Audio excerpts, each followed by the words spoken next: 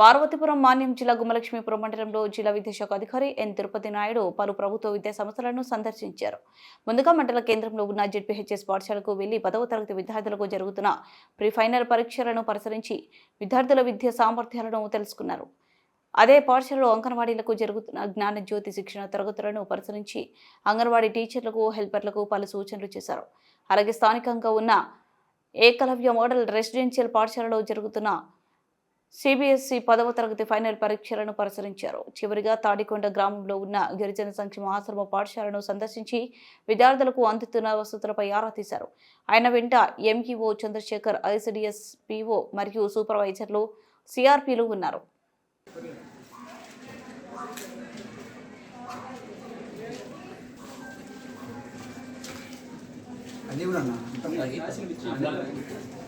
Writing బాగుంది, చేస్తున్నారు కదా, అందులో వచ్చాయా రోజు చదివిస్తున్నారు కదా, FA3 పెట్టారు, అందులో క్వశ్చన్లు వచ్చాయా?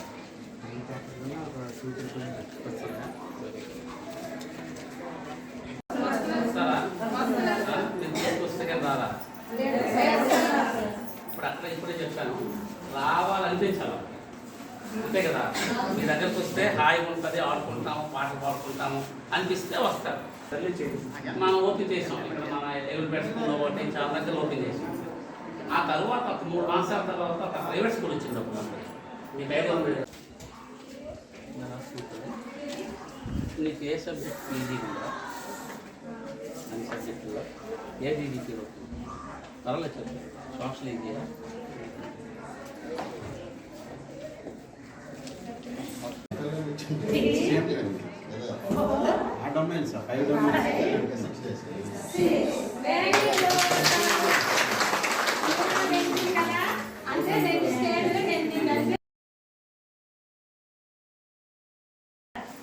సాధనాలోనా జనరల్లోనా ఇచ్చారు, కానీ చాలా బాగుంది. ఇక్కడ కూడా మాకు ఈ 2 రోజులు నిన్న ట్రైనింగ్ బాగుంది. మాకు పిల్లలకి అది ఎలా చెప్పాలి. ఇక్కడ జ్ఞానజ్యోతి 120 డేస్ ట్రైనింగ్లో భాగంగా ఇక్కడికి రావడం జరిగింది.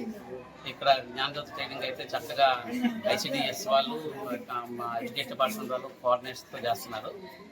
పార్టిసిపెంట్స్ కూడా చాలా యాక్టివ్గా ఉన్నారు. ట్రైనింగ్ అయితే చాలా బాగా జరుగుతుంది.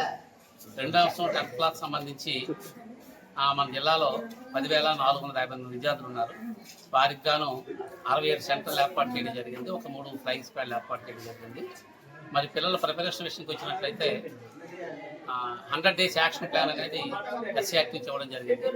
దానిలో భాగంగా ప్రతి స్కూల్లో కూడా స్పెషల్ క్లాసులు జరుగుతున్నాయి. అలాగే డైలీ టెస్టులు జరుగుతున్నాయి.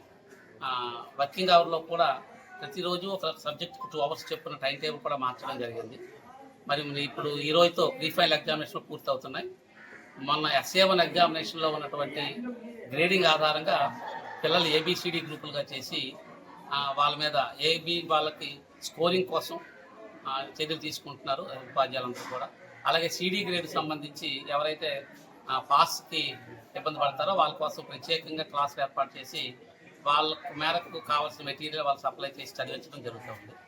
ఇది 10th క్లాస్ సంబంధించి. అలాగే ఇప్పుడు ప్రీ ఫైనల్ అయిన తర్వాత కూడా ఒకసారి అనాలిసిస్ చేస్తారు. ఇంకా వెనుకబడిన వాళ్ళు ఉంటే వాళ్ళ మీద CD గ్రూపుల మీద ప్రత్యేక తీసుకుంటారు. అలాగే టీచర్స్ స్పెషల్ క్లాసెస్ జరుగుతున్నాయి. MEOలు, DEO, ఈవెన్ కలెక్టర్ గారు కూడా ఈ స్పెషల్ క్లాసెస్ విజిట్ చేస్తున్నారు. నైట్ స్టడీస్ కూడా హాస్టల్స్లోనూ లేకపోతే ఇళ్ళ దగ్గర కూడా ఆఫీసర్స్, MEOలు విజిట్ చేయడం జరుగుతుంది. ఇది 10th క్లాస్కి సంబంధించి. అలాగే రహిత జిల్లాగా చేద్దామని గౌరవ కలెక్టర్ గారు ఒక ప్రాజెక్టు చేయడం జరిగింది. దానిలో భాగంగా భవిత కార్డ్స్ అని ఇచ్చి హెల్త్ డిపార్ట్మెంట్ వాళ్ళు ప్రతి నెల అమ్మాయిలందరికీ కూడా, అబ్బాయిలకైతే 3 నెలలకు ఒకసారి ఈ హిమోగ్లోబిన్ టెస్ట్ చేయడం, ఎవరైతే రక్తహీనత కలిగి